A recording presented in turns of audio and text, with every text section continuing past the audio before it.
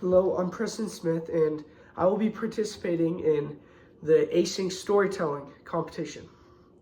So, you may have heard this story before, but this is my own personal variation that I like to call the Old Indian Chief. So, this story first begins many, many years ago, right in the beginning of the story of our great country. There was this Easterner who had pursued a lot of education. He had gone to foreign and domestic universities to pursue the education to the fullest, because he thought, if I get as much education as possible, I can make the most money and I can gain the most out of this life. So this Easterner, over time, he recognized the greed of man. What drove them was wealth, and what drove himself was wealth.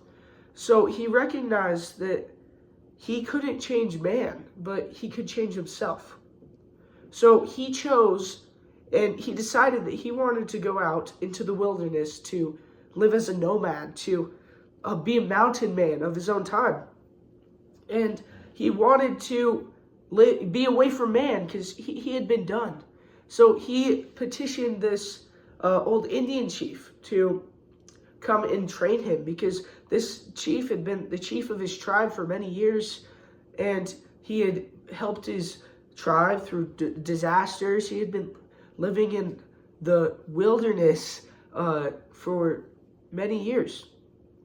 So finally, the Indian chief said, "Yes, I will train you," because he recognized the stubbornness of this Easterner and recognized if he didn't train him, he would go out into the wilderness and probably wouldn't survive the winter.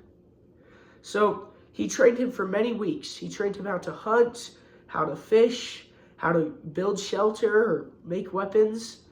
And every morning, the old Indian chief would go up before dawn and climb the peak of the mountain until he got to the top and would pray unto the Great Spirit, thanking him for the many things that he had given him. And of course, this was the object of much criticism from the Easterner, who was like, how can you believe in something you cannot see? You have no evidence of this. You've never seen his face. You've never seen anything that he's ever created. So this went on for many weeks until one morning, the old Indian chief woke the Easterner up at dawn, when he does too. And they climbed to the mountain. And right about at the base, the old Indian chief said, "Look, over there, what made those tracks?" The Easterner saw tracks in the snow, and he said, those are the tracks of the moose. You can see he knocked over this branch. He's looking for food for the winter.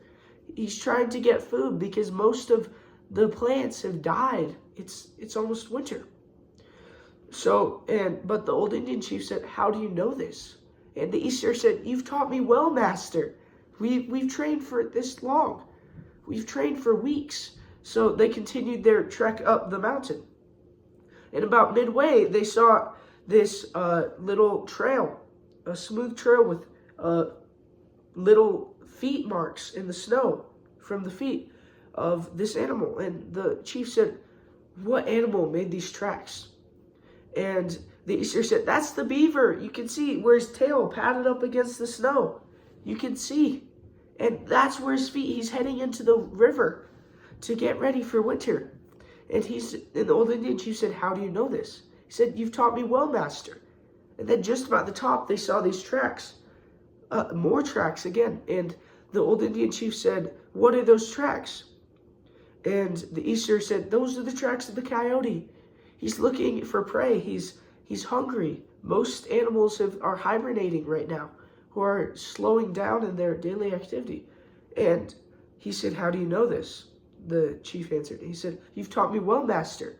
And then at the top of the mountain, the Indian chief said, "See the rivers, the mountains, the hills, all the little animals, even everywhere in this valley. You can see everything inside of here, the lakes, and even yonder over there more, the ocean, and all the people in this valley. These are the remains of the Great Spirit. These are his tracks. He left all of this. He made all of this. That is how I know that he exists. Thank you.